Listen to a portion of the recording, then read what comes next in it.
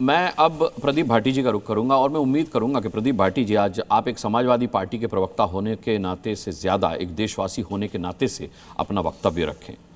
ये संसद में जो मसखरापन चल रहा है, जिस तरीके से हरदीप पुरी ने राहुल गांधी के नाम लिए जाने के बाद उन्हें बाकायदा पूरा स्पष्टीकरण का नोट दिया, जो प्रेस कॉन्फ्रेंस करके हरदीप पुरी ने बताया, उसका कहीं जिक्र नहीं किया। दूसरी बात, नरवणे साहब की अगर बात की जाए, नरवणे साहब का उन्होंने कहा मैं तो देश के सेनाध्यक्ष की बात मानूंगा। 2023 का ट्वीट दिखा रहे हैं। अब जब नरवणे साहब ट्वीट कर रहे हैं पेंगुइन इंडिया को टैग करते हुए कि यही सच है, वो ट्वीट गायब हो गया, वो किताब ही गायब हो गई अब, क्योंकि एफआईआर हो गई है ना, मामला ऑफिशियल सीक्रेट एक्ट का आ गया है। सवाल ये है कि जिस तरीके से हमने देखा उन्होंने प्रहलाद जोशी और अश्विनी वैष्णव को अपने प्रोटेस्ट में शामिल करने की कोशिश की। क्या ये संसदीय गरिमा है? क्या ये संसद की गरिमा है? आप झूठ पर झूठ बोल रहे हैं। आपने मैं इसीलिए रेफरेंस दे रहा हूं जिससे कि आपका थोड़ा सा राष्ट्रभक्ति जगा सकूं आपके अंदर। जब राफेल पे मुद्दा आया तो राहुल गांधी ने कहा घोटाला हुआ है, राहुल गांधी ने कहा दलाली ली गई है, राहुल गांधी ने कहा सुप्रीम कोर्ट हमारी बात को मान रहा है। सुप्रीम कोर्ट ने डंडा चलाया, बिना शर्त माफी मांगने को कहा, राहुल गांधी ने एफिडेविट देकर के माफी मांगी। ये झूठ, ये झूठ का पुलिंदा, ये झूठ का पुलिंदा, ये कब तक चलता रहेगा? ये अब देशद्रोह की कगार तक आ चुका है। जिस जमीन पर खड़े होकर के बोला जा रहा है वो जमीन हिंदुस्तान की नहीं, वो चीन की है, पाकिस्तान की है, और वो जमीन भी नहीं है, दलदल है। प्रदीप भाटी जी। धन्यवाद अनुराग जी। देखिए, मेरा राष्ट्रवाद इतना फर्जी नहीं है कि मुझे ये टीवी के डिबेट में, चैनल के डिबेट में मुझे राष्ट्रवाद सिद्ध करना पड़े, इतना फर्जी नहीं है। हाँ। और समाजवादियों का तो बिल्कुल भी नहीं है। सबसे पहले तो मैं बताऊंगा कि हमारे राष्ट्र, आप बात रखिए, मुझे राहुल गांधी को लेकर के ममता बनर्जी का विजन बहुत क्लियर, लाउड एंड क्लियर नजर आता है, एकदम लाउड एंड क्लियर। हाँ।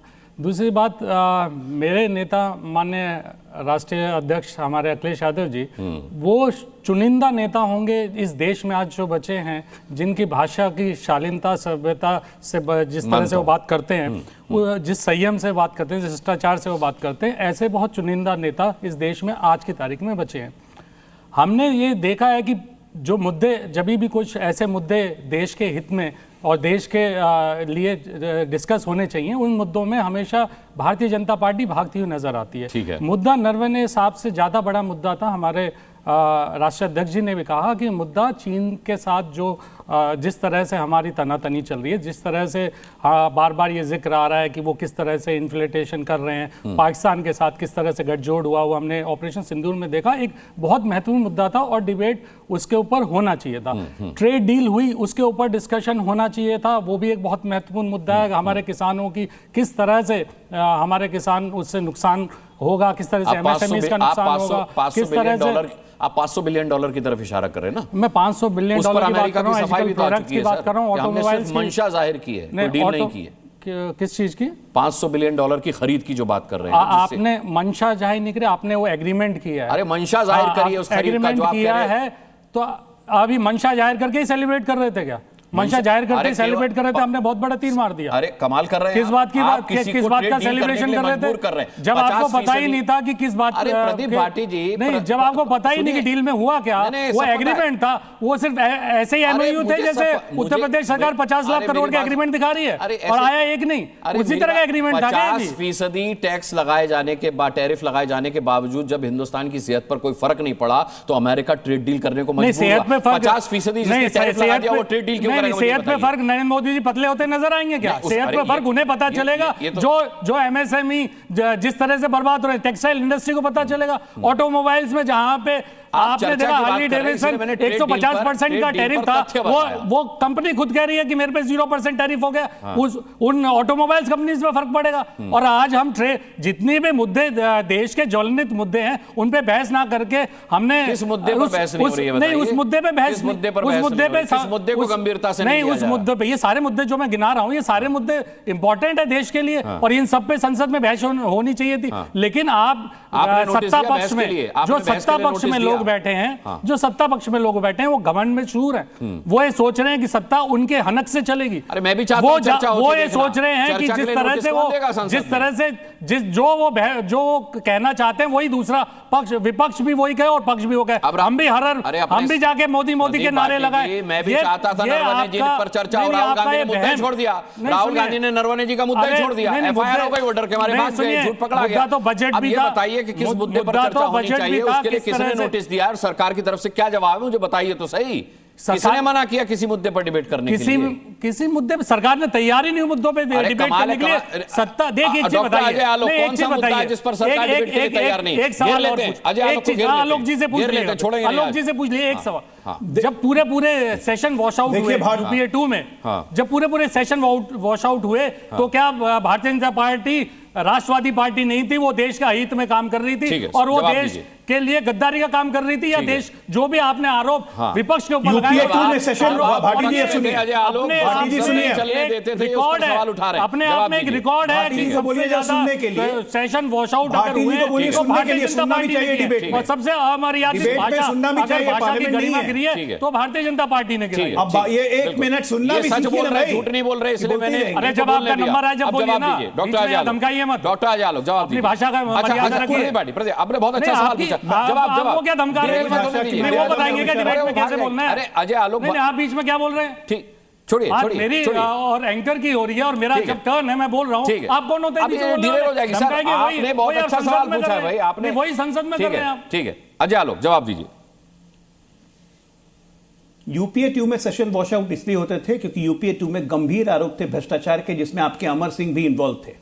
यूपीए 2 में सेशन इसलिए वॉश आउट होते थे क्योंकि हम डिमांड करते थे कि इंक्वायरी करो और आपकी यूपीए 2 सरकार मना करती थी, और उसके बाद हमें कोर्ट में जाना पड़ता था इंस्टेंसेस लेके, और कोर्ट में सीबीआई ऑर्डर करती थी। इसलिए यूपी 2 में सेशन वॉश आउट होते हैं। यहां सेशन वॉश आउट होता है, यहां सेशन वॉश आउट आप करते हैं अपने अहंकार में, एक युवराजों की अहंकार में। अब दूसरी बात, अखिलेश यादव फाउल भाषा नहीं यूज करते हैं। अभी इन्होंने कहा कि बहुत गिने चुने नेताओं में जिसको गाय माता से दुर्गंध आती हो और परफ्यूम के पाक में मजा आता हो, उससे हम भाषा की उम्मीद नहीं करते। जो अपने बाप से माइक छीन लेता हो, मंच पे अपने बाप को हटा देता हो, उससे हम व्यवहार की उम्मीद नहीं करते हैं। नरवणे साहब के मुद्दे पे अखिलेश यादव खुद संसद में खड़े होके बोल रहे थे कि राहुल गांधी को पढ़ने दिया जाए नरवणे की किताब का। क्या डर है? मेरी घर की क्या पोल खेलेंगे? ये तो ये पब्लिक मंच पे हुआ, मुलायम सिंह यादव से मंच को हटा दिया। कौन सी नई बात है? सच बोलने पे मिर्ची लग गई उसमें, और व्यवहार सच बोलने पे मिर्ची लगी भाटी नहीं। जवाब नहीं है इसका, पारिवारिक जवाब नहीं है इसका। हमें अंतर नहीं ये व्यवहार बड़ा अच्छा था उनका अपने पिताजी के साथ, और हमारी शालीनता हमें सिखा रहे हैं कि कौन से काम करना है। ठीक है, सच्चाई है, कोई शालीनता नहीं। सच्चाई है कि जिस दिन राहुल गांधी का नरवणे जी के साथ हो रहा है, डेरे लोग हम लोग डेरे लोग सर मुद्दे पर आ जाइए अजय आलोक, मुद्दे पर आ जाइए। सच्चाई ये है कि जिस दिन नरवणे की पुस्तक का जिक्र राहुल गांधी करना चाह रहे थे, अखिलेश यादव कंधे से कंधा मिलाकर उनका समर्थन दे रहे थे। सच्चाई ये भी है कि दीपम के मामले में जब एक जज को इंपीच करने का नोटिस दिया गया था, क्योंकि मंदिर में दिया क्यों जले, तो उसमें डीएमके के साथ समाजवादी पार्टी, कांग्रेस पार्टी, सब ये लोग खड़े होकर जाके स्पीकर को साइन करके दे के आए थे। हिंदुओं के खिलाफ हैं, देश के खिलाफ हैं। उसके बाद बोलते हैं कि देश के भाषा बहुत अच्छी है, सही है, आपकी कोई हरकत नहीं है, आपकी कोई हरकत संसदीय गरिमा पर ढंग की नहीं है, संसदीय गरिमा पर रहेंगे। ठीक है, मेरे ये इन्होंने ये 2-3 बातें की, जब इनको अटैक करना होता है डीएम। मैं एक बात और कहना चाहूंगा, और दूसरी पार्टी मैं एक बात और कहना चाहूंगा। आपने क्या कहा? भाटी जी मेरी टर्न है। अच्छा उनकी बात खत्म। भाटी जी मेरी टर्न है, मुझे बोलने दीजिए। भाटी जी नहीं अब मेरी टर्न है भाई साहब, रामचंद्र जी अब मेरी टर्न है, मुझे बोलने दीजिए, फिर बोलिएगा। नहीं बताओ ना, इसको इंडोर्स करते हो क्या? और इंडोर्स मेरी टर्न है, सुनिए। क्यों उस पार्टी के साथ अभी तक गठबंधन? ठीक है अजय आलोक खत्म कीजिए, बाकी मैं मान भाषा और गिनाऊं क्या? 25। अरे नहीं भाई, कहा संसदीय गरिमा पर रही है, संसदीय गरिमा पर रही है। मैं बार इसीलिए चलाता हूँ क्रिएटिव कि भाई आपको ध्यान रहे मुद्दा किस मुद्दे पर। देखिए ऐसा है कि राहुल गांधी जी अपने भाषण में बोल रहे थे कि जुजुत्सु का जिक्र कर रहे थे और कह रहे थे उसमें पहले ग्रिप लेना होता है, ग्रिप के बाद चोक किया तो काम खत्म। आप बहुत बड़े 2012 से पूरे विपक्ष को ग्रिप में लेना शुरू कर दिया था, 2014 में चोक कर दिया, ठीक है ना। उसके बाद भी मन नहीं माना तो थोड़ा सा ढील दी, तो ढील दिया तो मिमियाने लगे 19 में 24 में, ये मिमियाना ही बंद हो, वापस चोक की तरफ जा रहे हैं। राहुल गांधी नाम है, अजय आलोक, राहुल गांधी नाम है, राहुल गांधी नाम नहीं है। और आपके पारिवारिक संस्कार दिखाते हैं और कुछ